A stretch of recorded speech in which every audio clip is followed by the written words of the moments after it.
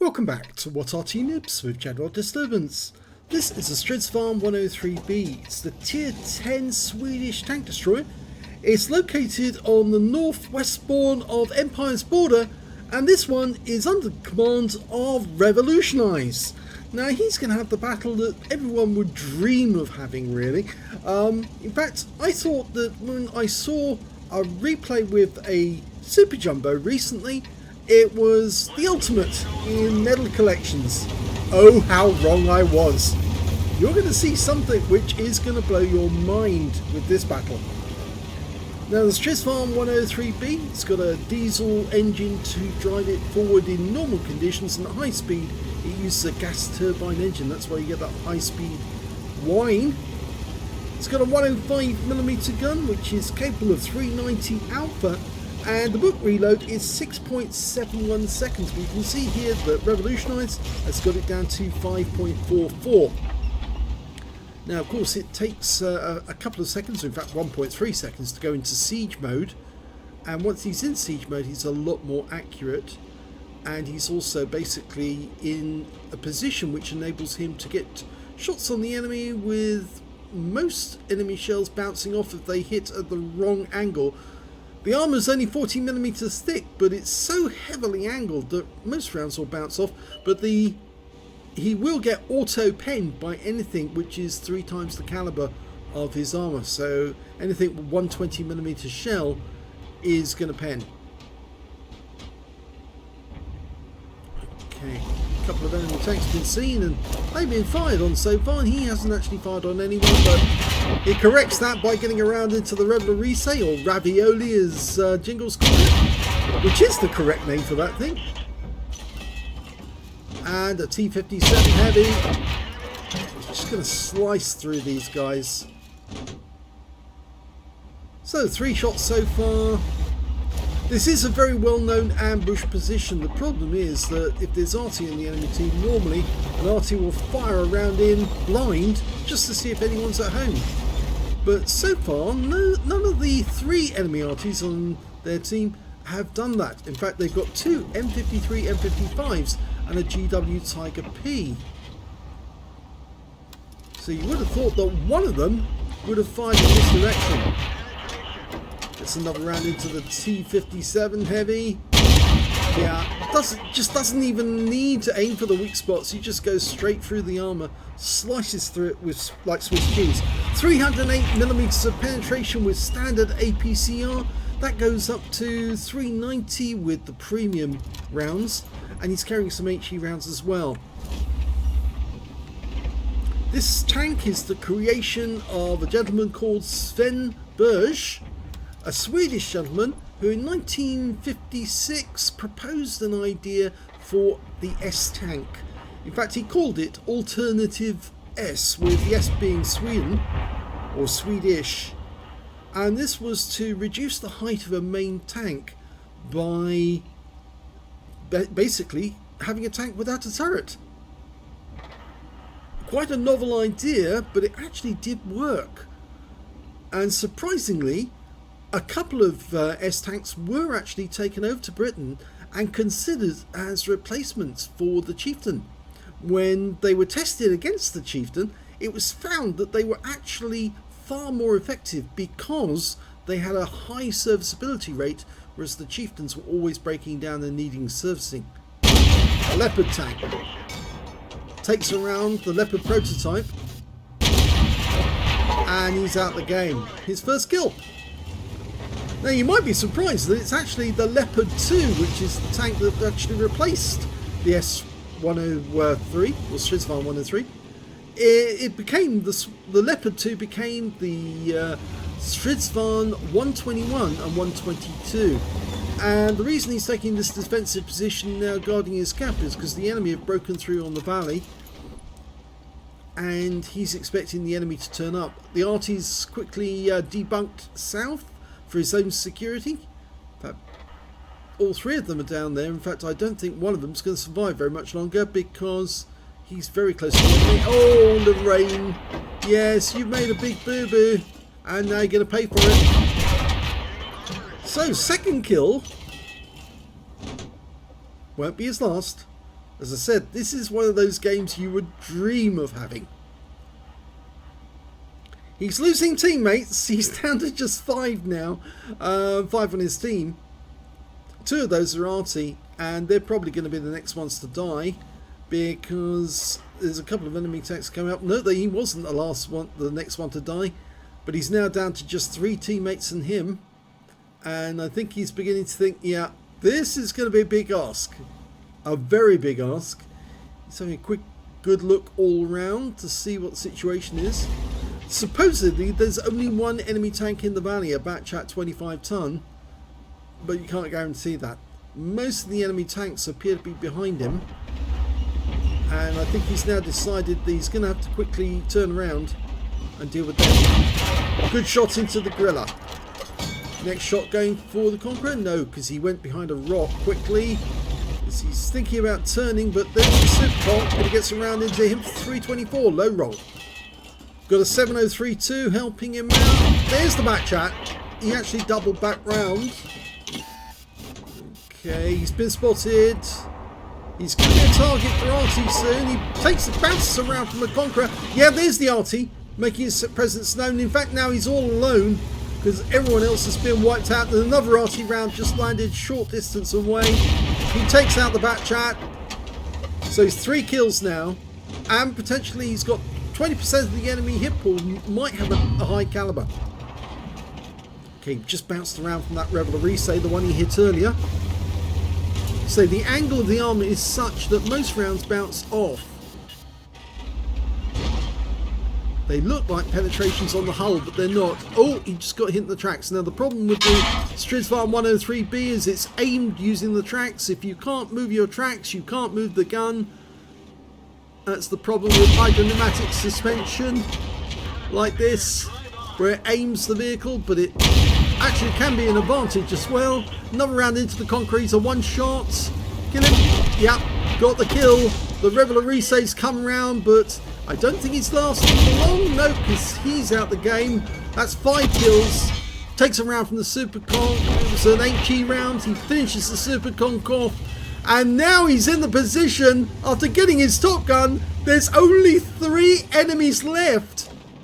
And they're all Arty. Okay, so he's changing direction. He's going to depart this area. Arty couldn't fire at him while he was in that position next to the tower, and they've just fired into the position where he was. So obviously now Revolutionize has a really big chance of winning this game if he can locate and find and kill the enemy Arty. But he's also got to be careful that he doesn't knock down too much in the way of scenery, because that's how Arty locate you when they can't see you. So he is being very careful not to disturb the environment. And he's now going to move to a lookout position where he can get good spots on the valley. Yep, careful not to knock any fence down.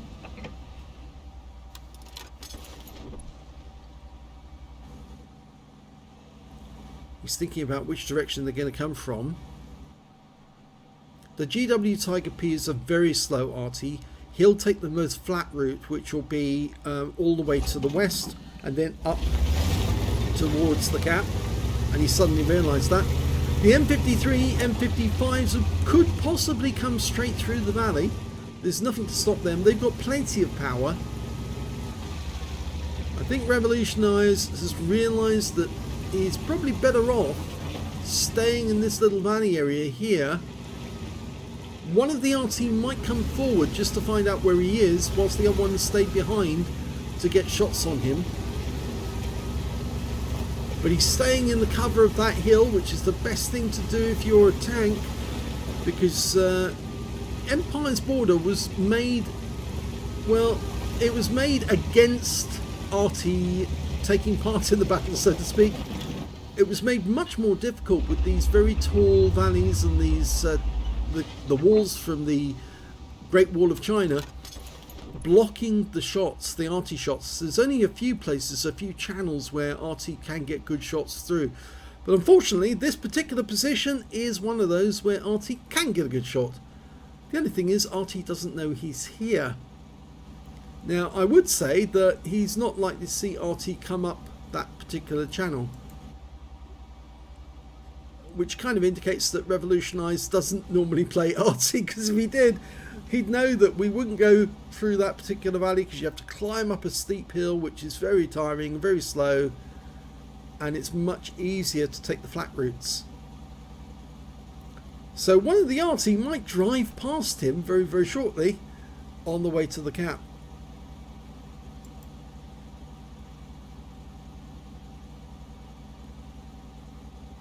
It might have been easier for him actually just to drive to the enemy cap area and start hunting them from there on.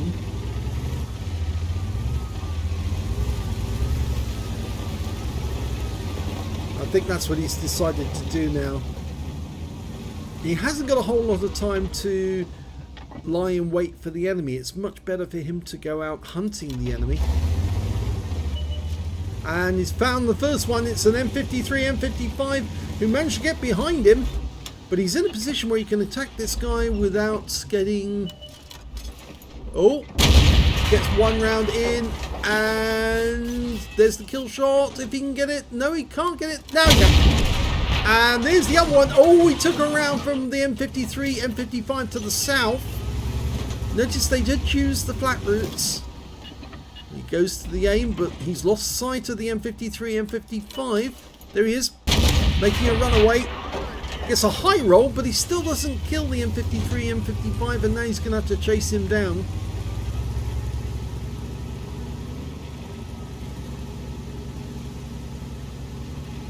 Yes, it's 2 seconds to go to siege mode, not 1. The Swedish actually went through... Sweden went through several different sets of engines for the vehicle. Originally they started off with a Rolls-Royce engine for the diesel that will power it while it's in siege mode like this, and a Boeing engine for moving at speed. Oh, gotcha! he was looking in that direction, and that's his Radley Walters. So even if the battle were to end in a loss, he certainly ended up with a nice set of medals and the Pascucci's.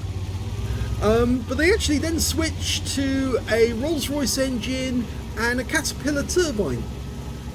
And after a while, that's for the 103B that you're looking at right now.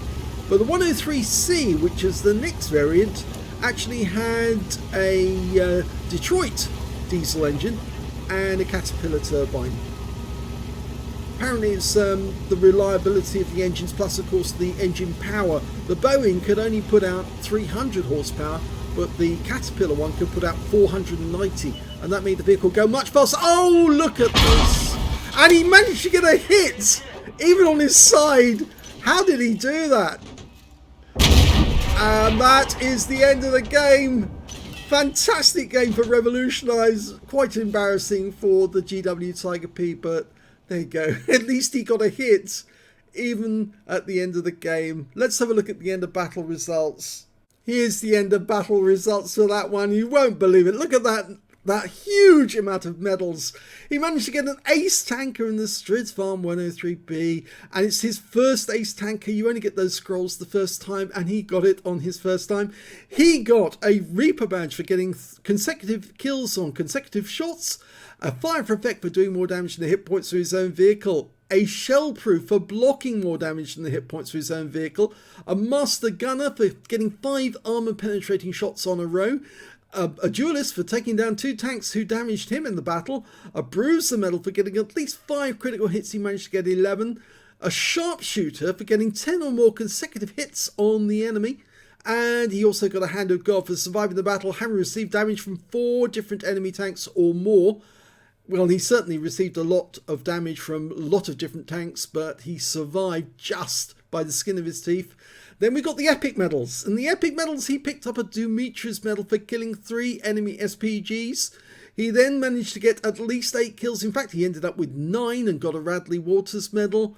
And he got the medal everyone would like to get for standing alone against the enemy and defeating them all. A Kolobanov's medal for defeating at least 5 enemy tanks, a high caliber for dealing the most damage in the game, a top gun for getting at least 6 kills, a tanker sniper for getting the most damage at a distance of 300 meters with 85% accuracy, and also a steel wall for blocking the most damage in that game.